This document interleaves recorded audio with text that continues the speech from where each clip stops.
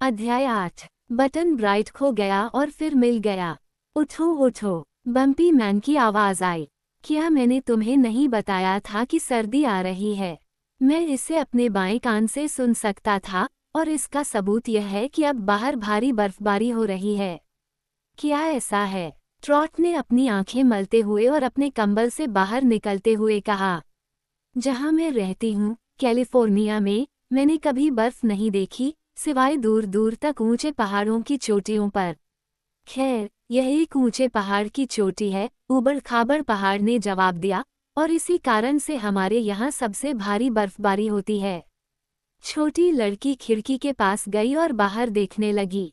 हवा में सफेद गुच्छे गिर रहे थे, आकार में इतने बड़े और आकार में इतने अजीब कि वह हैरान रह गई।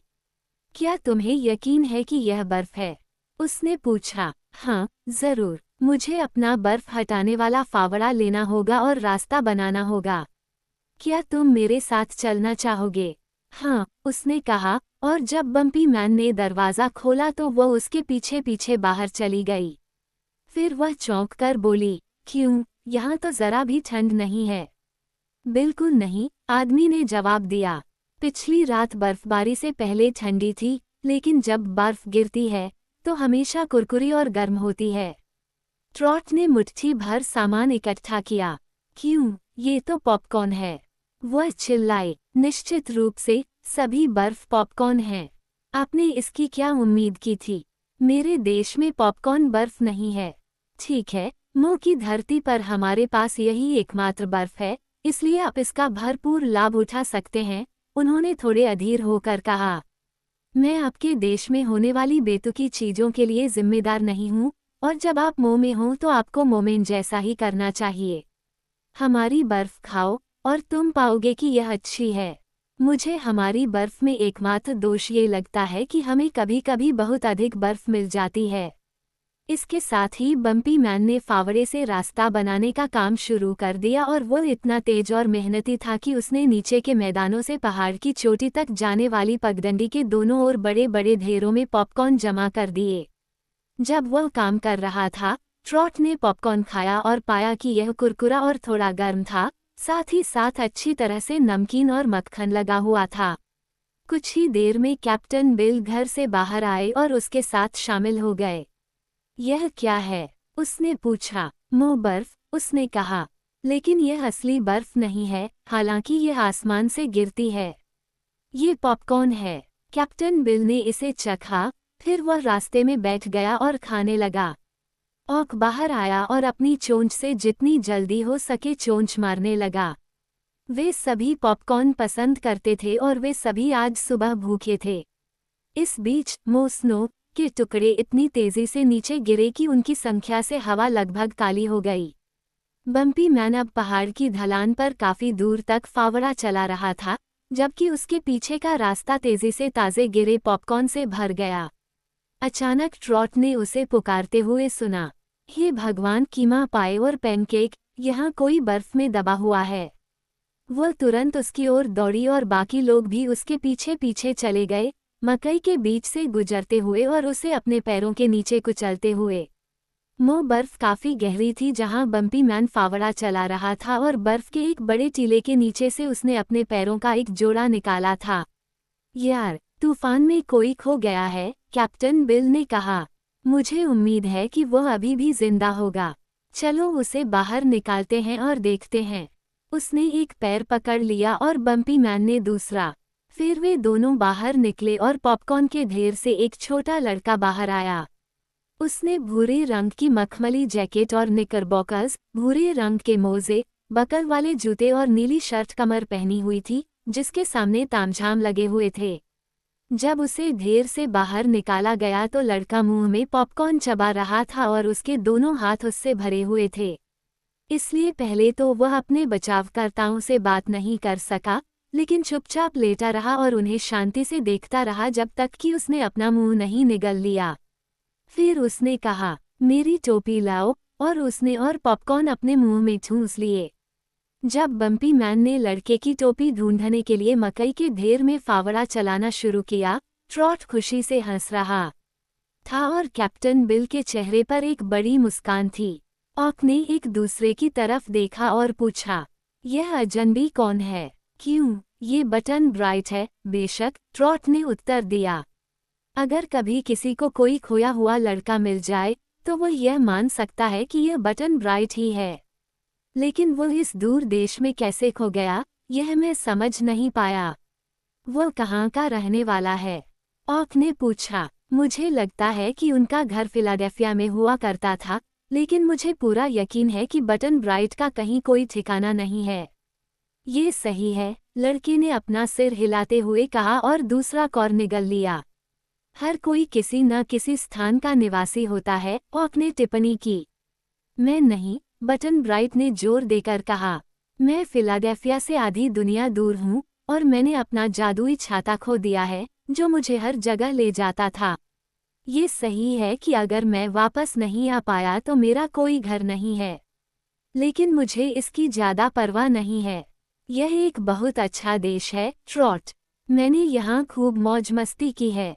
इस समय तक माउंटेन इयर ने लड़के की टोपी पकड़ ली थी और वो बड़ी दिलचस्पी से बातचीत सुन रहा था। ऐसा लगता है कि आप इस गरीब, बर्फ से ढके हुए लावारिस व्यक्ति को जानते हैं, उन्होंने कहा। हाँ, बिल्कुल, ट्रॉट ने उत्तर दिया। हमने एक बार स्काई आइलैंड की यात्रा साथ में की थी और हम अच्छे दोस्त थे।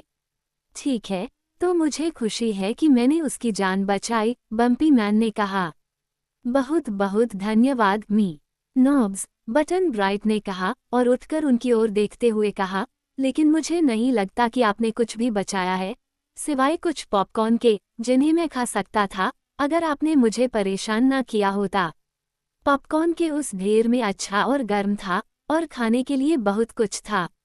आपने मुझे क्यों खोदा और आप हर जगह इतने उबड़ खाबड़ क्यों हैं? जहाँ तक इन उभारों की बात है, उस आदमी ने गर्व से खुद को देखते हुए कहा, मैं इनके साथ ही पैदा हुआ था और मुझे लगता है कि ये परियों की देन है। इनके कारण मैं ऊबड़ खाबड़ और बड़ा दिखता हूँ, उस पहाड़ की तरह जिसकी मैं सेवा करता हूँ। ठीक है, बटन ब्राइट ने कहा और फिर से पॉपकॉर्न खाने लगा। अब बर्फबारी बंद हो चुकी थी और पक्षियों के बड़े बड़े झुंड पहाड़ के किनारे इकट्ठा हो रहे थे। वे बड़े चाव से पॉपकॉर्न खा रहे थे और लोगों पर बिल्कुल भी ध्यान नहीं दे रहे थे।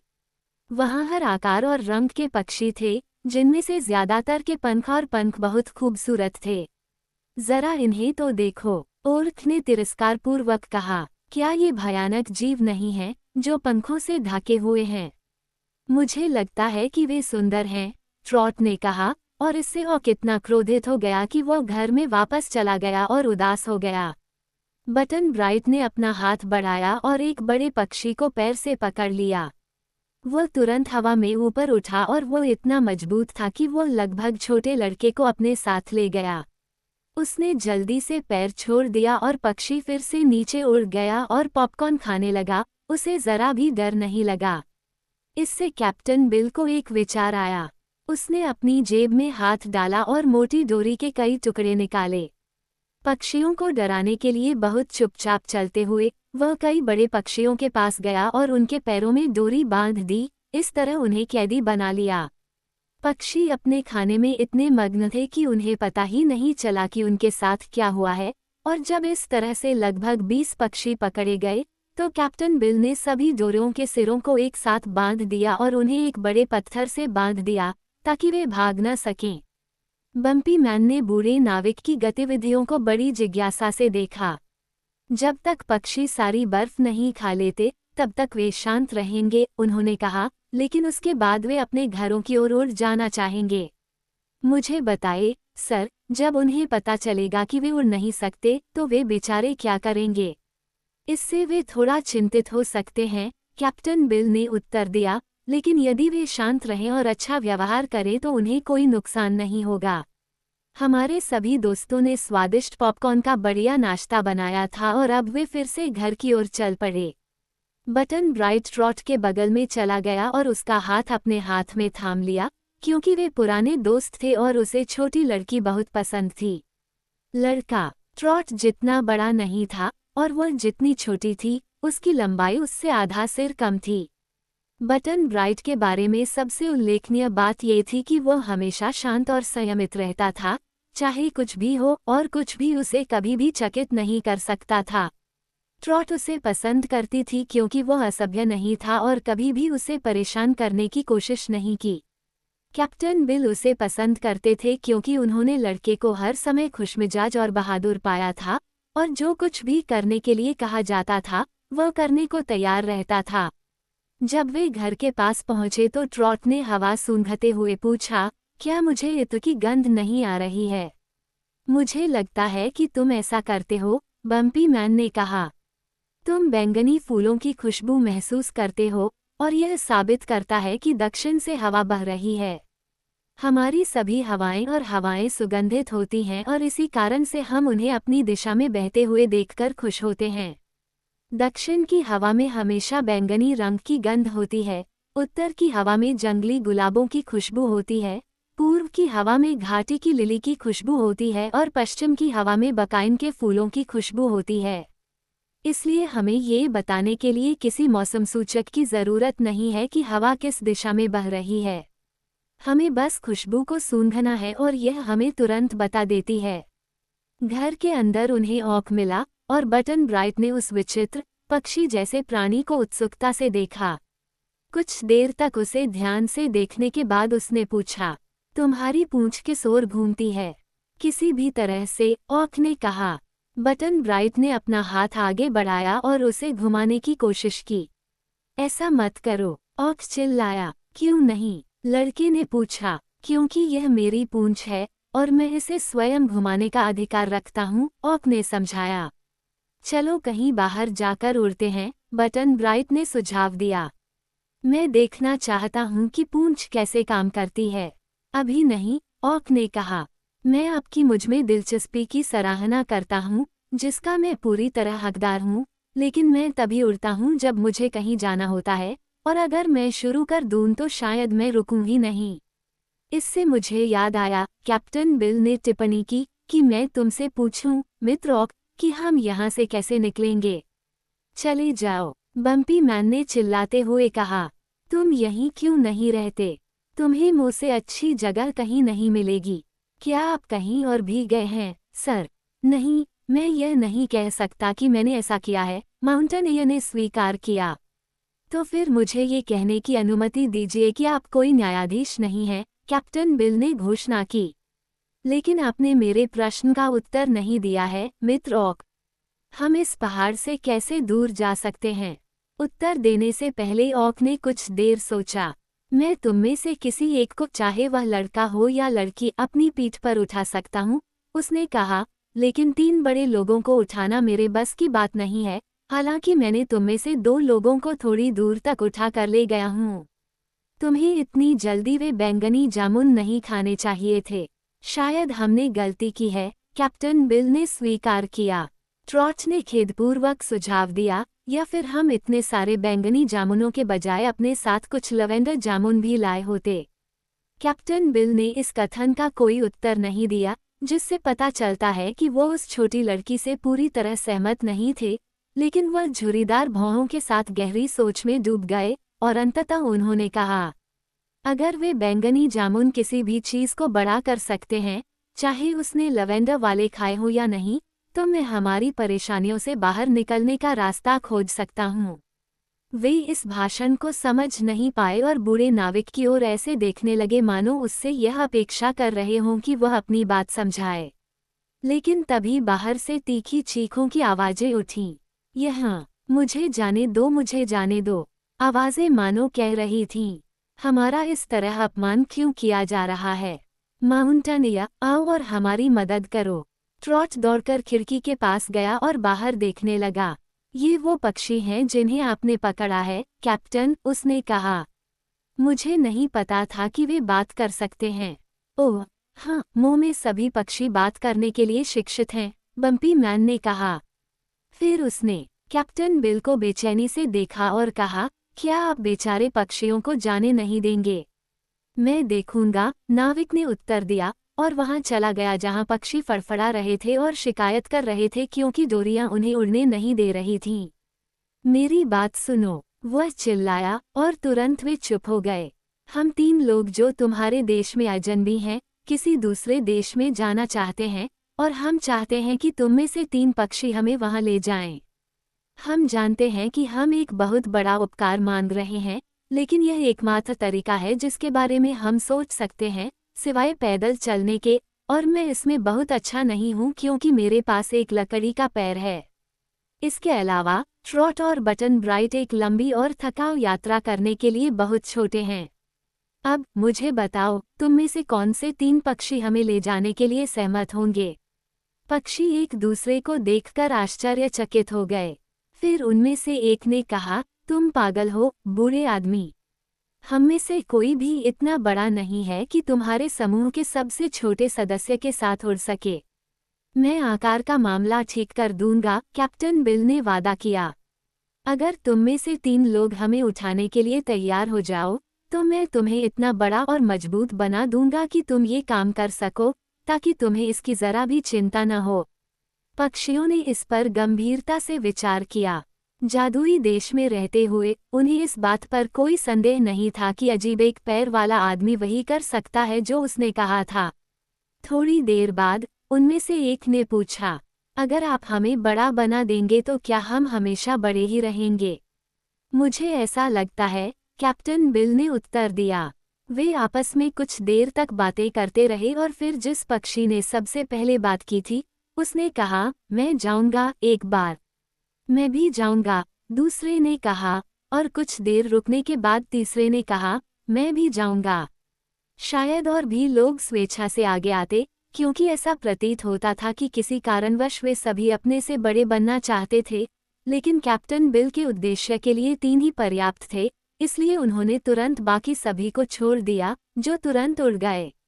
बचे हुए 3 भाई बहन थे, और सभी के पंख एक जैसे चमकीले थे और आकार में वे लगभग चील के बराबर थे। जब ट्रॉट ने उनसे पूछा तो उसने पाया कि वे काफी युवा थे, जिन्होंने कुछ सप्ताह पहले ही अपने घोंसले छोड़े थे। वे मजबूत युवा पक्षी थे, जिनकी आंखें साफ और बहादुर थीं, और छोटी लड़की ने फैसला किया कि वे उन सभी पंख वाले जीवों में सबसे सुंदर थे जिन्हें उसने कभी देखा था। कैप्टन बिल ने अब अपनी जेब से स्लाइडिंग कवर वाला लकड़ी का बक्सा निकाला और उसमें से 3 बैंगनी जामुन निकाले, जो अभी भी अच्छी हालत में थे। इन्हें खाओ, उसने कहा, और प्रत्येक पक्षी को एक दिया।